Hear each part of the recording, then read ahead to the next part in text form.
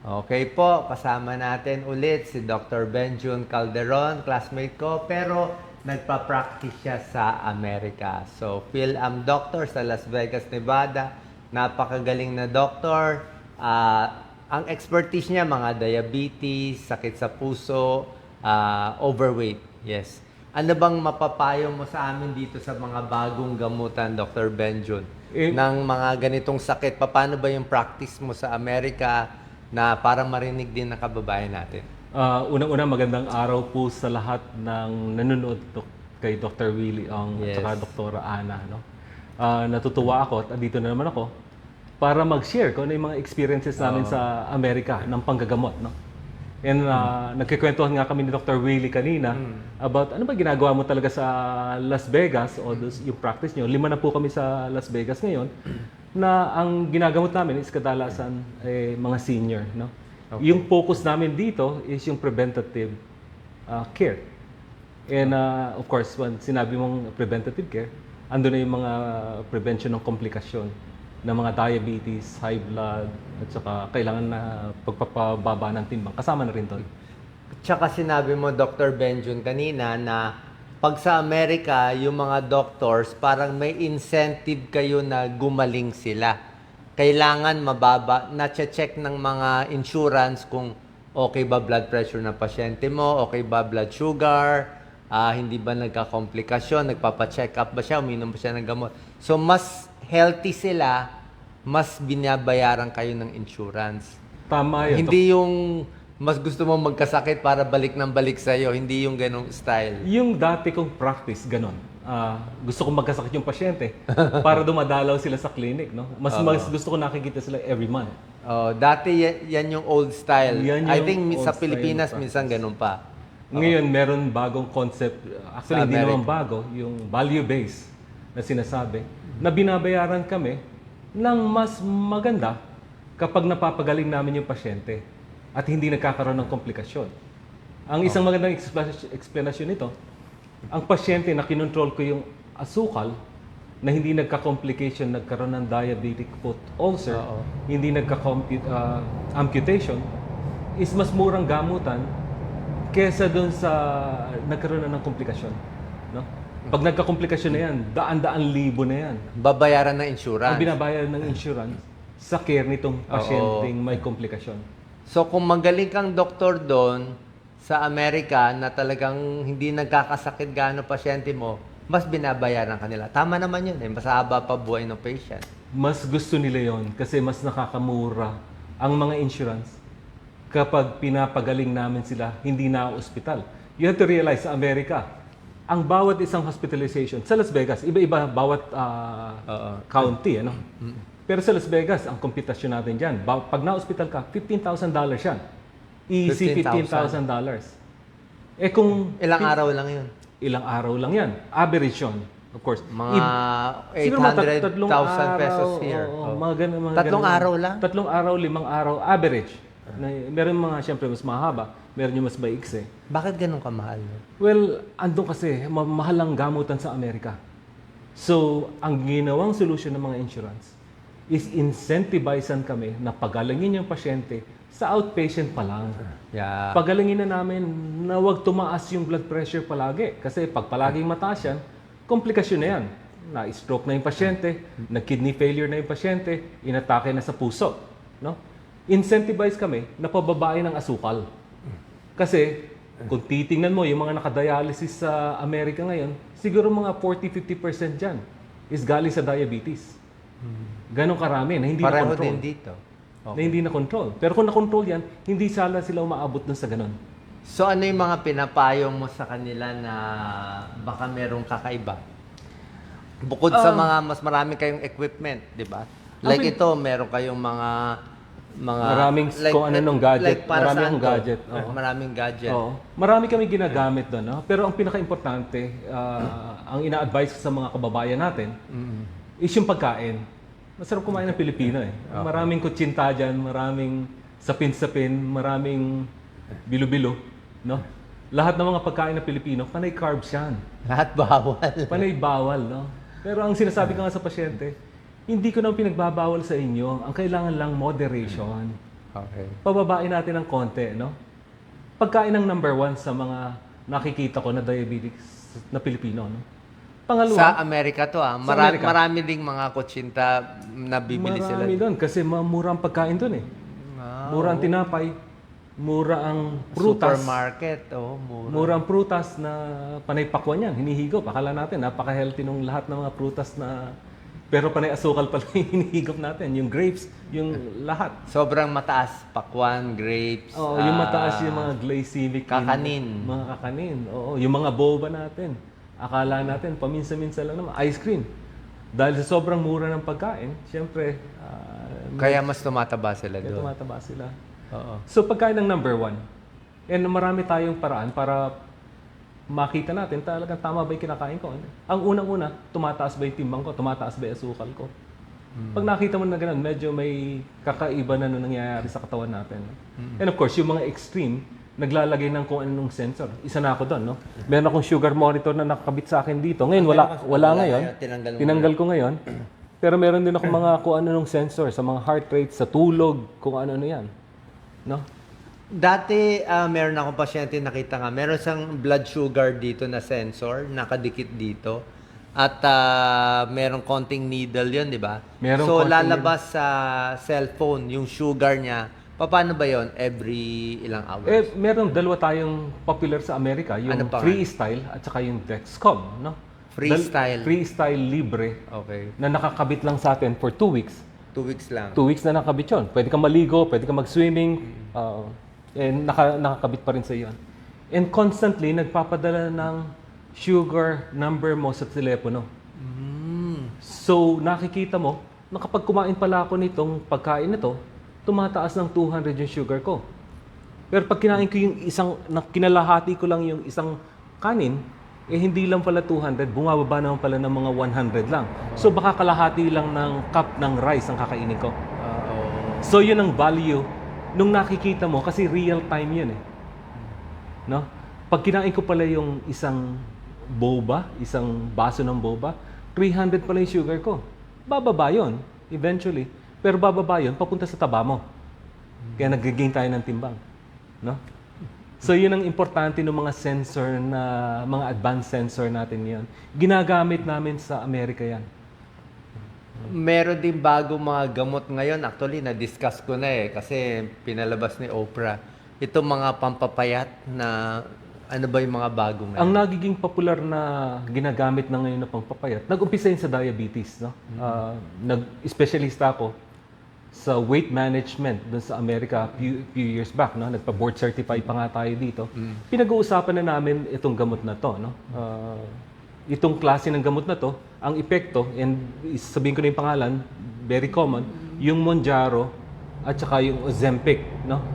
Nagiging popular yan kasi ang epekto sa katawan niyan is for diabetes yan, papabay niya yung sugar dahil hindi tayo kumakain ng mabuti. No, nawawalan tayong gana, nagiging satisfied na tayo kahit na yung konting kinain lang natin. No? Ang isa pang epekto nun is pakiramdam natin, busog tayo palagi. Yes, bumabagal yung gastric. Bumabagal yung gastric emptying din natin. No? I'm not sure kung available dito sa Pilipinas. Hindi ko po ina-endorse, pero dapat alam lang natin. Kasi si Oprah, ano ba yung ginamit ni Oprah? Ozempic ata? Ozempic yata yung ginamit niya kasi medyo bago yung Mounjaro, pero pareho sila na ang epekto ngayon sa mga pasyente, bumababa ng timbang. May isa akong pasyente, for example, yung nakita ko nung last month lang, no? Nag-lose na siya ng 30 pounds.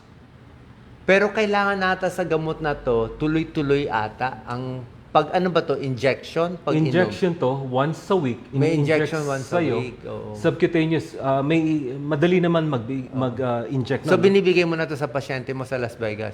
Matagal na namin binibigay to para sa matagal diabetes. na, No? oo. Pero ang epekto nito, para sa diabetes, pero napansin namin bumaba yung timbang nila kasi walang ganang kumain.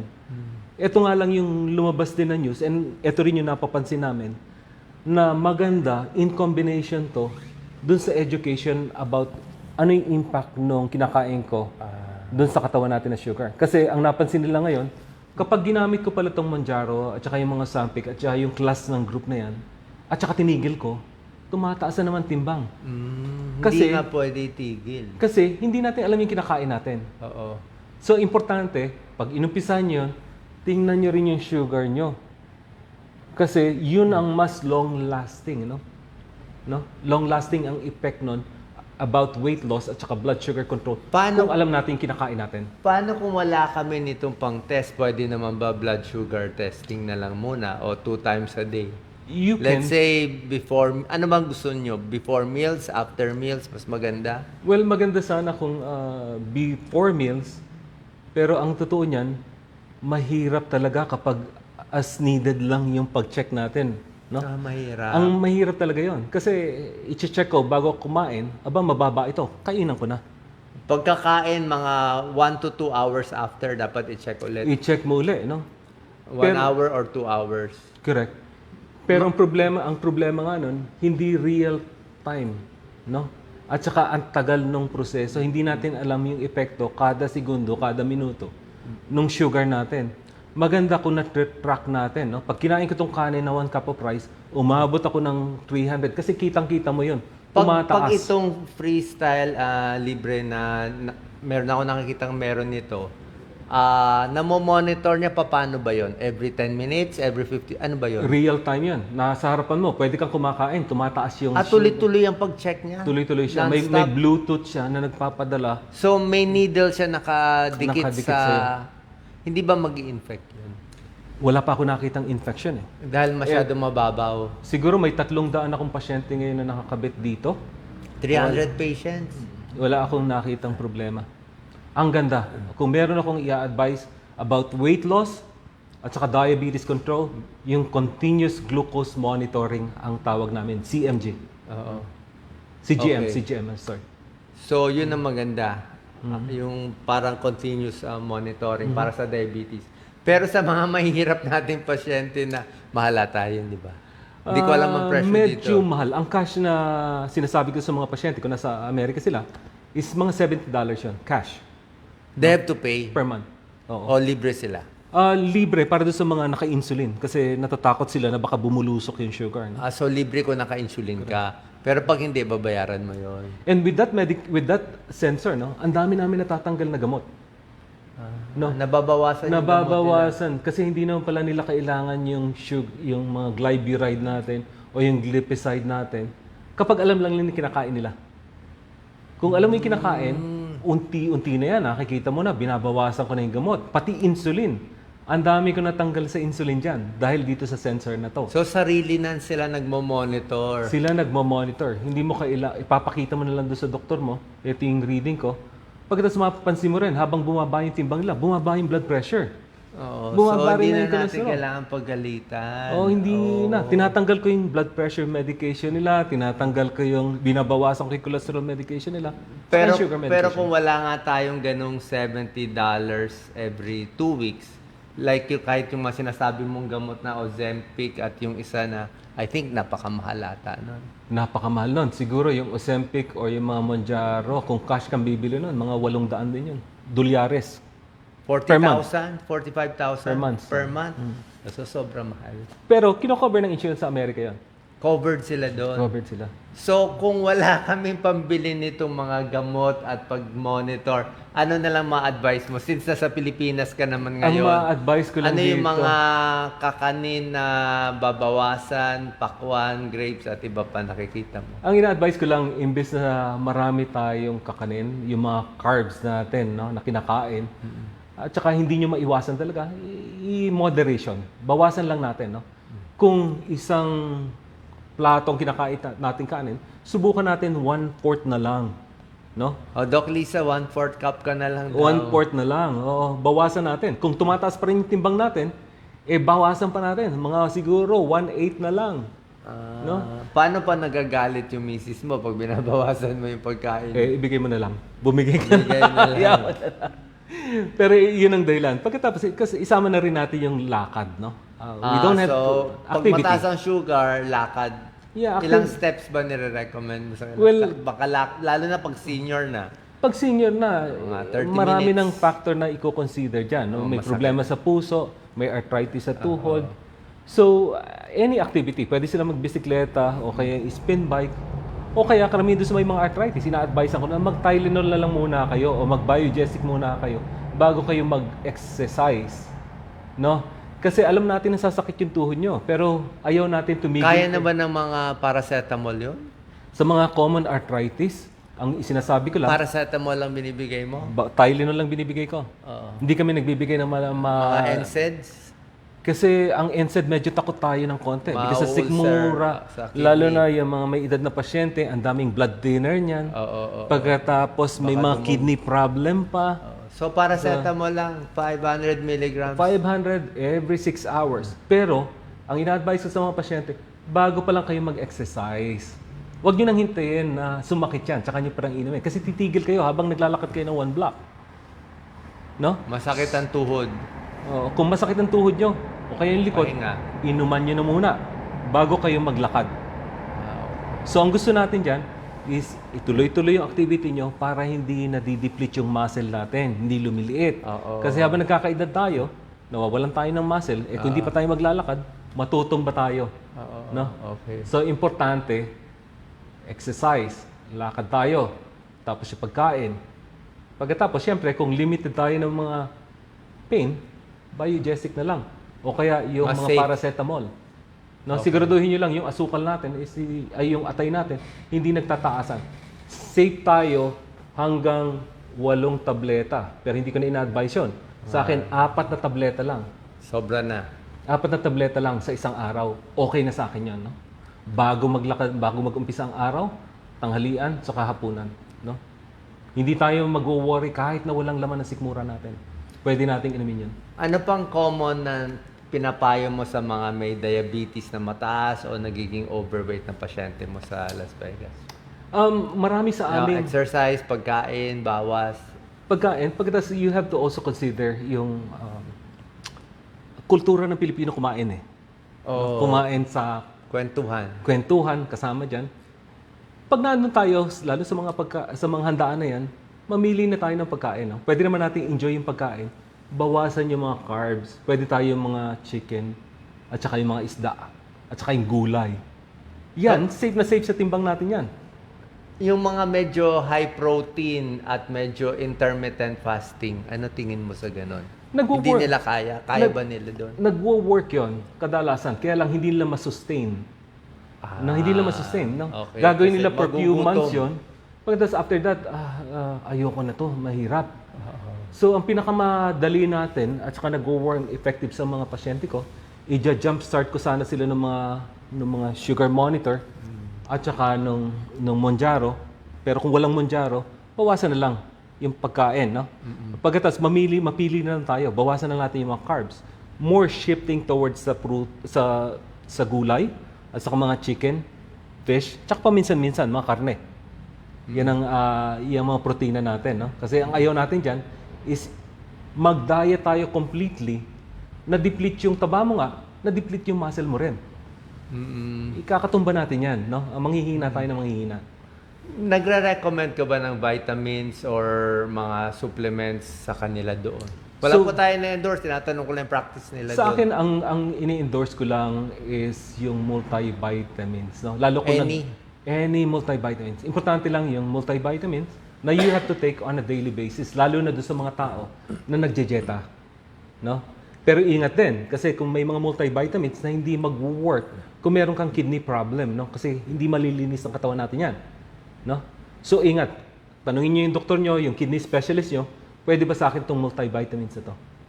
No? Kasi merong matataas yung mga potassium dyan, yung mga electrolytes, na hindi malilinis ng may kidney problem. Okay. Any final questions, Doc Lisa? Meron ka? Okay. So, final words, Dr. Benjun, sa ating kababayan.